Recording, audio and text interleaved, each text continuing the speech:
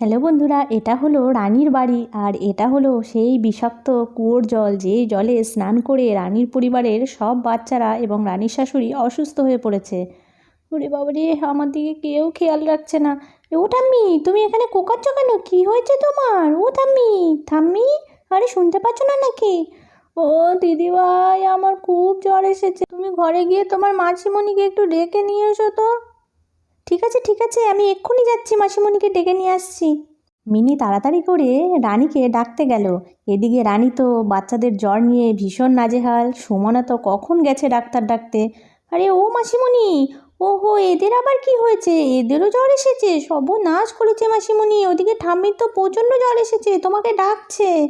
হে ভগবান, আমি এখন কি করি? সুমনাটা যে কখন গেল ডাক্তার ডাকতে, এখনও আসছে না। এদেরকে রেখে আমি মায়ের কাছেই বা কী করে যাই? বৌদি, ডাক্তার চলে এসেছে, তুমি চিন্তা করো না। আমি এক কাজ করি, মায়েরও তো প্রচণ্ড জ্বর এসেছে, তাহলে মাকেও না এই ঘরে, তোমার ঘরে নিয়ে আসি, তাহলে তোমার দেখতে সুবিধা হবে। কি যে করি, বাড়ির কোনো ছেলেরা না থাকলে হয় নাকি? মা মা, শিগগিরই চলো, ওঠো, একটু কষ্ট করে ওঠো, উঠে বড় বৌদির ঘরে তোমাকে শুইয়ে দিই। এই তো এখানে শুইয়ে দিই, ভালো হবে, এখানেই ডাক্তার আসবে, একসঙ্গে সবাইকে দেখতে পাবে। এই তো আমি চলে এসেছি। দেখি কি হয়েছে এদের।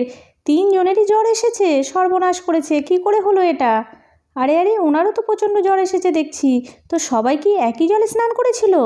ও হো, আচ্ছা, তাহলে নিশ্চয়ই কোনো ভাইরাস ছিল জলে, যার জন্য এটা হয়েছে।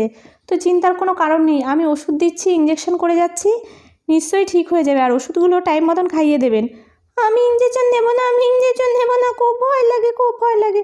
তা বললে তো হবে না, ইঞ্জেকশন না নিলে তুমি ভালো হবে কী করে? তুমি দেখো, একটুও লাগবে না, 1 থেকে তুমি 10 পর্যন্ত কাউন্ট করো, এর মধ্যে দেখবে তোমার ইঞ্জেকশন দেওয়া হয়ে গেছে। যাক, আমি সবাইকে ইঞ্জেকশন দিয়ে দিয়েছি, এবার সবাই ঘুমোবে। ও দিদি, চলো না, সবাই তো এখন ঘুমোবে, আমরা এই ফাঁকে একটু খাওয়া দাওয়া সেরে নিই। মিনিমা, তুমি এখানে বসো, যদি কোনো অসুবিধা হয় আমাদের ডেকো। এই বলে রানী চলে গেল রান্নাঘরে রান্না করতে, আর সুমনা ঘরের কাজকর্মগুলো সেরে নেবে।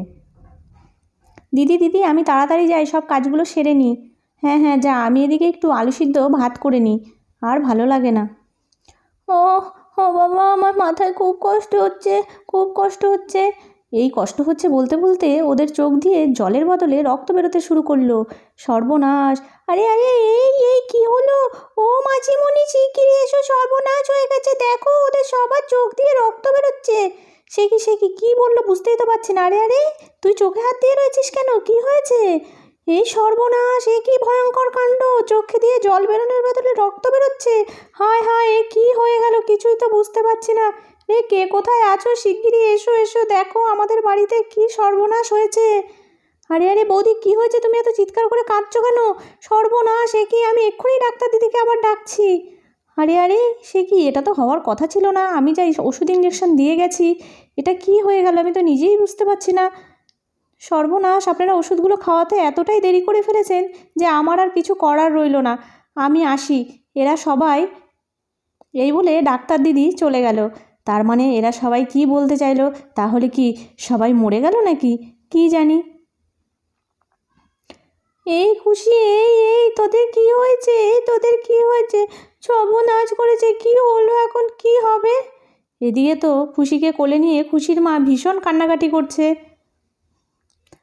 রানী তানিয়া আর মিষ্টিকে কোলে নিয়ে পাগলের মতন করছে। বন্ধুরা, আজকের ভিডিওটা এই পর্যন্তই। যদি ভিডিওটা ভালো লাগে তাহলে একটা লাইক করে দিও, আর চ্যানেলে নতুন হলে চ্যানেলটি সাবস্ক্রাইব করে আমার পাশে থেকো।